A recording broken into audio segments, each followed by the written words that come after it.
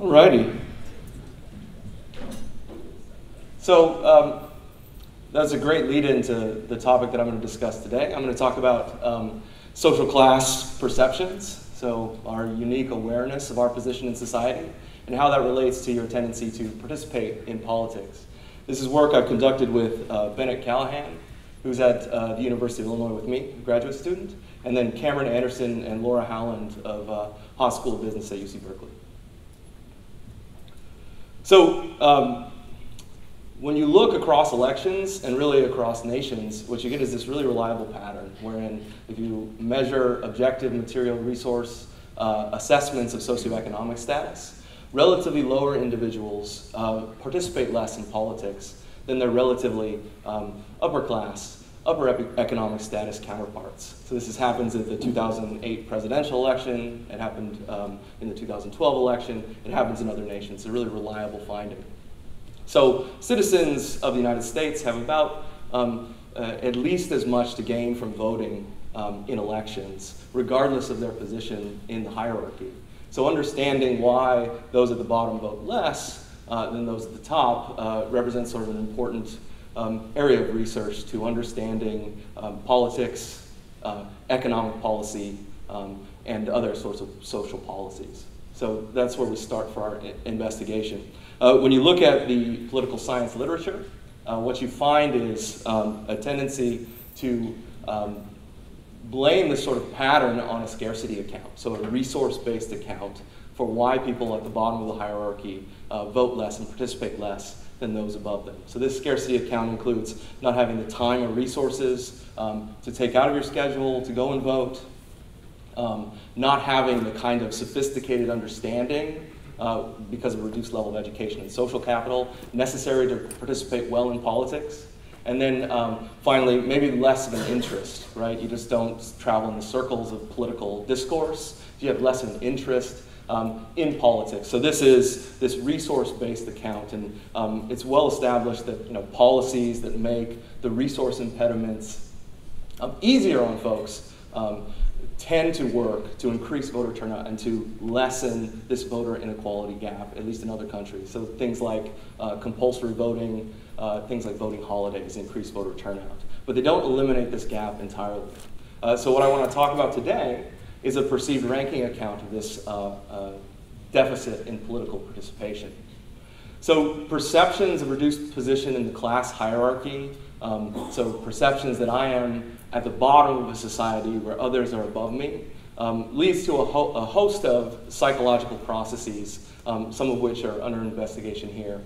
It gives you a perception that you have a lack of political access, a lack of societal influence, a lack of an ability to effectively gain some of the outcomes that we value in society and participate in some of the social institutions that we value in society. So this leads to the prediction that lower perceived social class, so awareness of your lower level position in society, leads to this reduction in beliefs that you can be effective in influencing politics, and that in turn elicits lower political participation. So that's the main hypothesis for this set of studies. I'm going to try and get through 4 studies looking at university elections with a bunch of non-participating undergraduates. And then we'll go to online samples with Mechanical Turk to examine correlational evidence for participation, and then to try and get at some of the causal mechanisms that work here in the ways in which perceived social class influences political participation trends. All right, so this first study, we did it in classrooms. We asked a sample of university undergraduates to rate their subjective social class. So the same ladder that Jasmine was talking about, your perceptions of your position in the class hierarchy relative to family social class, income, education, occupation status, relative to others on the university campus. And then we told them that we're engaging in this campus election drive. Voting at campus elections is around 16% at the University of Illinois, so nobody participates. We asked questions that are amended from Gallup polls on political participation, so how often will you vote in future campus elections? And then we said, we're trying to get people to vote, so I'm going to opt you in to 6 email lists to spam you with information about politics on campus. And then we say, you're already enrolled, and you can opt out if you'd like to. So we measure the extent that people actually opt out of these email lists, so saying, I don't want to participate in politics on campus. So here's the correlation matrix. Participation is the Gallup-related survey questions. Opting out is the extent that you're checking the boxes, I don't want to receive these emails. So in general, people, on average, opt out of 4 of the 6 emails. And then we've got family income, parental education. So the yellow highlighted is what I'm focusing on here. Perceived social class in the numbers without parentheses, those are the raw correlations with participation and opting out. So lower perceived social class, lower participation, more likely to opt out. When you control for family income and parental education reported by these participants, if anything, the relationship gets a little bit stronger. Lower perceived social class uniquely relates to lower levels of political participation reported, even when you account for objective material resource assessments of the construct. So voting in university-wide elections that nobody cares about that are related to, I don't know, campus winter policies and the extent of Greek life's involvement in the regular university is one thing, but thinking about broader political policy in the United States is another. So over the summer, we collected this larger Mechanical Turk sample, same measures of subjective social class and income and educational attainment as controls. We then measured 3 scales of political self-efficacy, a general how much influence do you have relative to average Americans, Craig et al. Cynical beliefs about politics scale, so people like me don't have any say in what the government does. And then the Delroy-Paulus political self-efficacy scale. Voters are responsible for bad government on a national and local level. These hang together well. So in this study, what we do is we collapse across the different measures. And then we look at Gallup-related polls for national elections. I plan to vote in the upcoming national election. So here's the path analysis for this study. Perceived social class, lower perceived social class, is related to less participation in national elections, and this effect persists in this particular model, controlling for liberal, conservative social and economic policy, and education and income, so the material resource assessments of social class. Moreover, when you add political self-efficacy, so my perceptions of my ability to effectively influence politics in the United States, you can account for statistically this relationship between perceived social class and participation in national elections. So those who are uniquely perceiving themselves as low in social class feel less effective, and that accounts for their tendency to participate less in politics. So this is correlational evidence, and I've probably slipped into causal language throughout. That's because I'm sloppy, but also because I'm anticipating this 3rd study, which is that we wanted to manipulate, much like Jasmine's doing, manipulate temporary perceptions of my position in the class hierarchy. If perceptions and awareness of social class is really uniquely a causal factor in influencing political participation, this kind of temporary fluctuation is likely to lead to the kinds of effects that we're predicting. So lower temporary perceived social class, less political participation, lower beliefs about self-efficacy. So that's the prediction. So we're using similar methods as in the previous presentation. In this particular manipulation, we ask people to think about an interaction with the person either at the bottom or the top of the class hierarchy who has the most released things.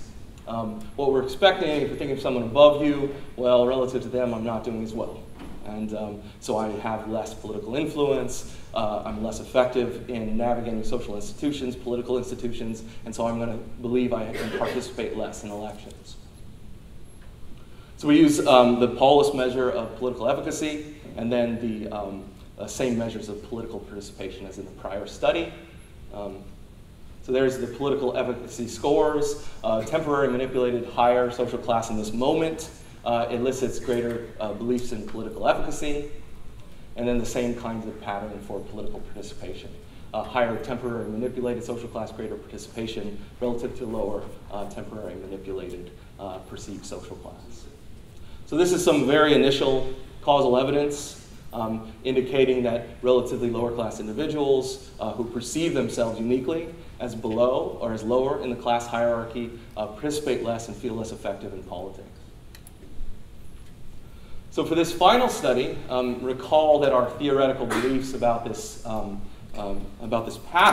are such that people who perceive themselves at the bottom of the class hierarchy feel less effective in influencing politics. Thinking about and being aware of your lower position feels uncomfortable and feels like you can't be an effective self in this context. So we wanted to engage a self-affirmation manipulation to attempt to reduce this kind of self-threat that's a result of these perceived lower positions, to see if that would reduce the gap in voter participation that's related to perceived social class.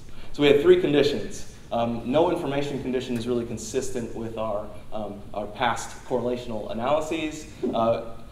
They just move to political efficacy and participation ratings. The voting is important condition is a real political scientist talking about how people need to vote. Citizens need to vote. It's really important to vote. This should threaten people who feel less effective in politics, so our lower perceived social class individuals. Finally, we follow in the 3rd condition that political science is important conversation with a follow-up of an affirmation condition where people affirm the self, talk about an important positive quality in an unrelated domain from politics.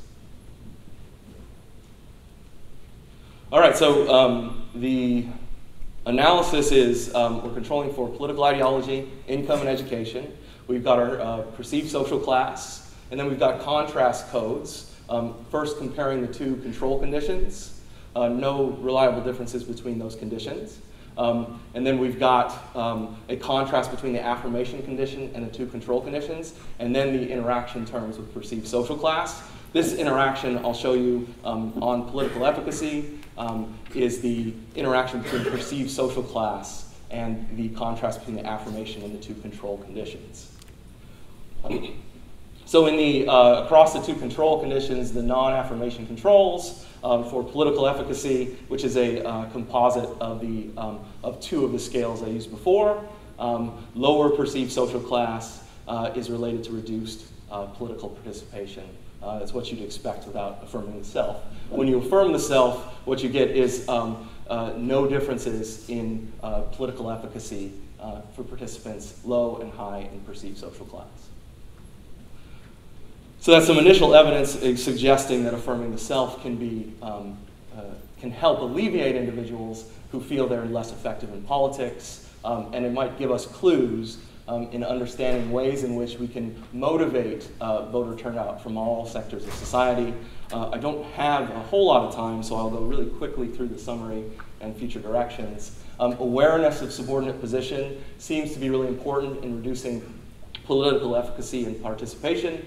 The independence, and this effect is really independent of the sort of objective material resources account of how social class influences political participation.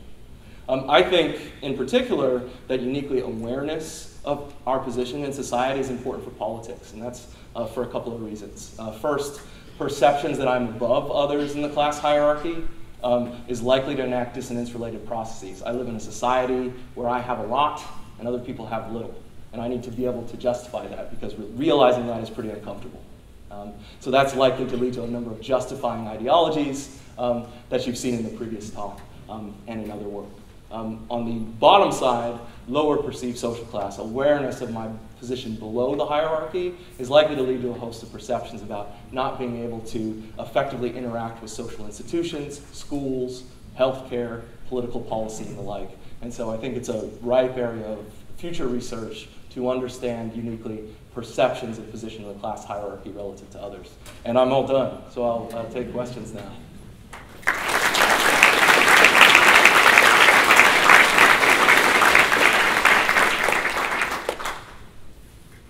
Yep. On your, I guess, second last slide, you said that this leads to potential implications about how you could perhaps increase voting among people low SES. What you said at the very end is kind of a recipe for spiraling inequality, which we see the rich get richer, they vote, the poor get poorer, they are effectively disenfranchised. How can we affirm people at the bottom to make them feel better without making them feeling wealthier and less supportive of redistributive policies? Yeah, I mean, that's how much money could I make if I knew how to answer that question? I'm sorry. I mean, it's, so I mean, the justifying beliefs are really powerful and really consistent at the top of the hierarchy. So, so I'm really, at this point, at a loss about how to, in a causal way, to influence and reduce that. I think that there's a lot of basic work that needs to be done in that kind of area of research to really understand how to reduce the kind of justifying ideologies that persist in society. So really, I would say that my answer to that question is, it's a call to you to engage in basic research to help answer that sort of question, because I don't feel comfortable knowing how to answer it. Great question, though. Yeah, in the back. Isn't it true that in a way our system is built that people that are lower are actually correct, because they have less self-efficacy because that's how our system works? And by doing this, might be helping us, like, here, you get into this system and vote, but we're actually kind of deceiving them. Yeah, I mean, so there's a lot of truth. So I guess one of the other things that you could reason, given our political system, is that our votes don't really matter that much, and the people who are lower in perceived class are uniquely realistic about political participation, and that's so I get that, and I think that's completely true, and I think that what we need to do is if we think long-term about political participation, the sheer numbers of people who are lower in the class hierarchy who could benefit from a political participation system that represents them, in the long term could be good, even though in the short term, sort of amping up people's beliefs that they can have a say in politics and be effective in politics seems a bit naive or disingenuous. That's a great point. Yeah. Last question. Do you use this to induce more voter efficacy, like say midterm elections or in non-swing states? Because in general elections, everyone votes in large numbers. And also in swing states like Ohio, there's large voter turnout. But in Texas, where it's like a minority state, there's lower turnout among minorities anyway there. So how can we use this to induce more turnout? Because that can make a difference in either way. Right. Yeah, I mean, so I don't know exactly. I think these are great policy-related questions, and I don't feel like we're at the point where we can deploy something like this in large scale. I mean, I think that the intersectionality of class and race in voting politics is a hugely important area of research. Mechanical Turk samples in particular are ill-equipped to deal with those sorts of questions.